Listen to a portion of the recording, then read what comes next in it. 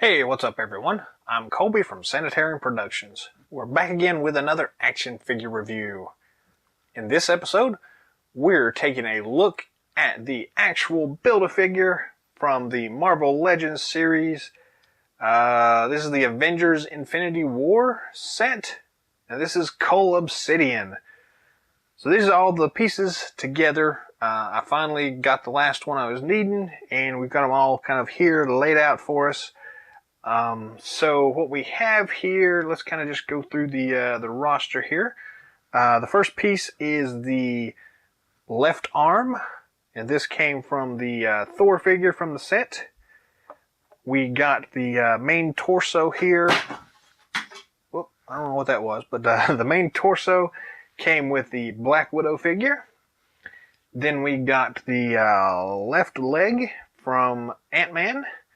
We got the head itself from Wasp, and then we got the hammer and the right arm from Malekith, and then our right leg came from Black Knight. So those are all the figures you need to get to collect all these pieces. I was just looking at the back of the Thor box here to make sure we got all the pieces sorted out for you so you know which ones you need to get for each one. Feel free to check out our review of those individual figures if you would like. They should be on the channel in our recent history list here. But anyways, we have all those pieces together and it's time to build Cull Obsidian. So this works fairly simply here. You basically take each piece and just kind of line it up and where it's supposed to go and put a bit of pressure on it and it'll pop in there. So we're going to start off with the legs, I guess, here. So the right leg here has basically it's just a big open hole right there. The torso itself has the actual peg. So you just line up the peg with the peg hole and put a little bit of pressure on it till it pops in place like that. Same thing for the other leg. Just line it up and just kind of press in and twist until it feels like it locks in place. So there are the two legs. We've got the left arm.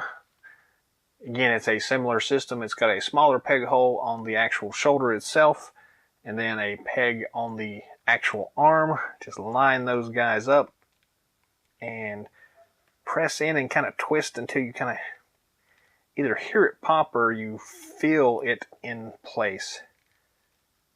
I guess like that. I didn't hear it pop, but it's in there pretty good. Same thing for our last piece. You may have to move this little shoulder harness thing off. Line that up with that little peg hole, press it in place until it locks in there. There we go, I heard it snap that time. And then we're going to go and reattach this. There is a little peg hole on the front here, and a peg on the back of this weird harness thing. Just press that in place, switch to the back, and it's got the same thing, a little peg and a peg hole. Just kind of press in and you get it to lock in like that. The last bit is the head. You got this cool little peg joint here. Hole in the top of his head. And this one is actually moving around on me a little bit, so just kind of try your best to get it to stop moving and kind of twist it on there, and there you go, pop, and it's in place.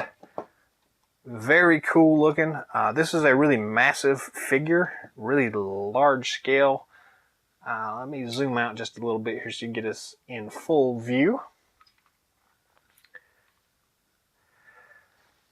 So, what do we think of this guy?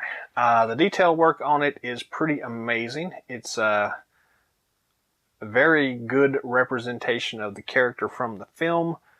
Some really awesome detail work kind of all the way around here. You see the little scales on his arms, all the way around on his back, and these little plates here. So very cool looking. I do like the way this guy looks. I'm a fan of these kind of monster figures. By monster, I mean figures that look like monsters. The appeal to me is that, you know, these characters can work with other product lines. So specifically like things like Masters of the Universe, this guy would fit in real well with that particular product line.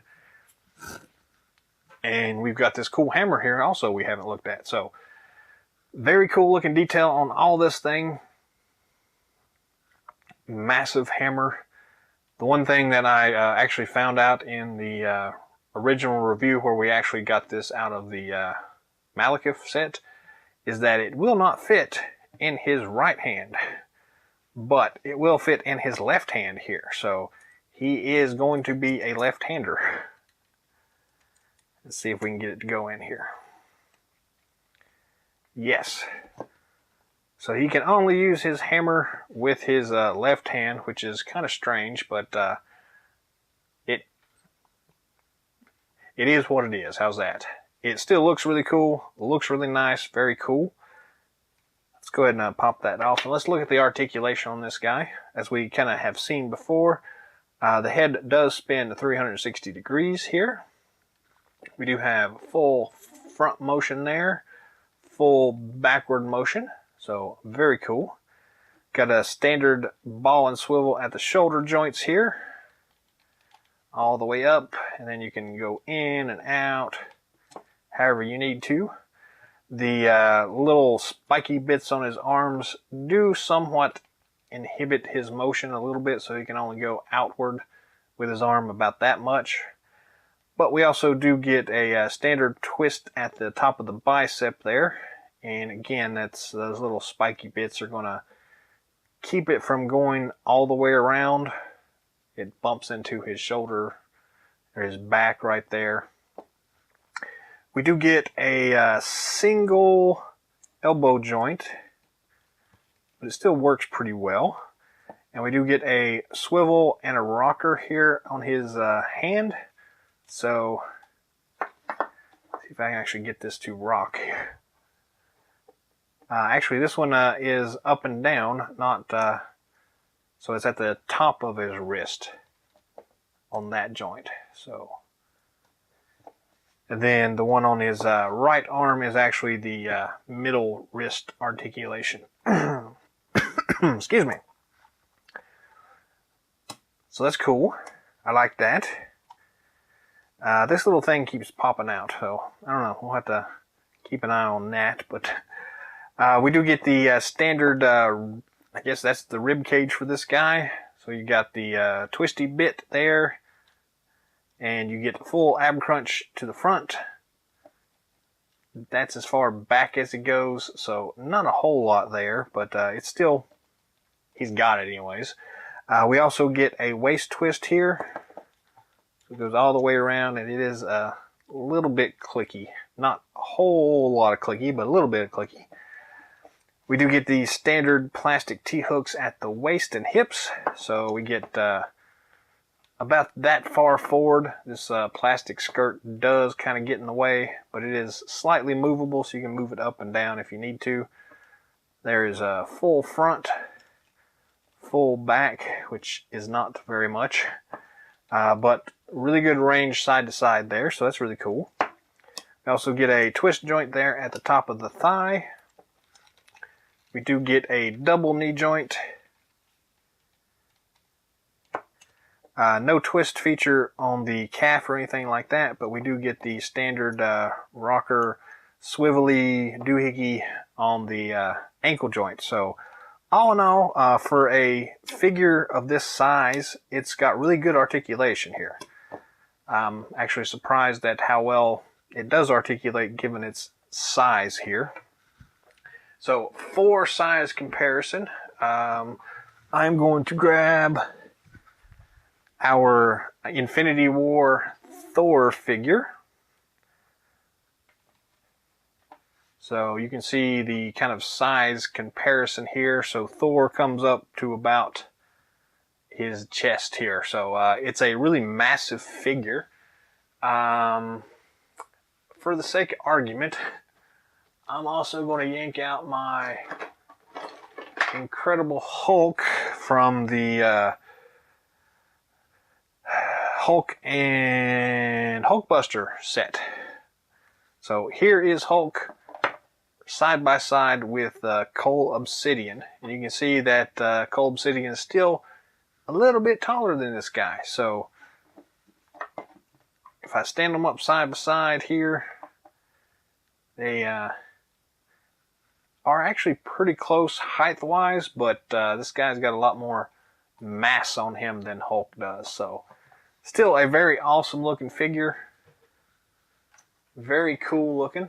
Again, I'm a fan of these kind of monster designs anyways, so I really like this guy. So for me, it is definitely worth picking up the entire wave to get this guy. Some of y'all may not want to have to deal with that. There are a couple of toss-away figures in the set itself. The Ant-Man and Wasp figures don't appeal a whole lot to me, although I ended up liking Wasp a lot better than I thought. The Malekith figure is also kind of a toss-away, and the Black Knight figure probably is not going to appeal to a lot of people, simply because he's not had a role in the Marvel Cinematic Universe yet, I think. But still, I really liked all the figures out of this set, and I really like this Cull Obsidian figure. So anyways, that's my thoughts. What are yours? Drop some comments down below. Let us know what you think about this figure.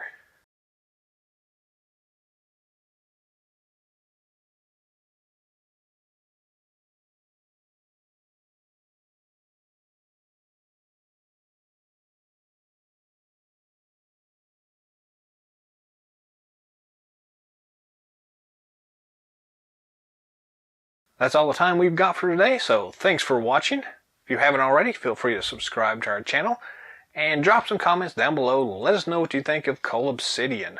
If you'd like to see anything specific for future episodes, let me know that in the comment section as well. I'll try to do my best to see if I can get a hold of whatever it is that you're asking about, and we'll try to get it out on video for y'all. So, till next time.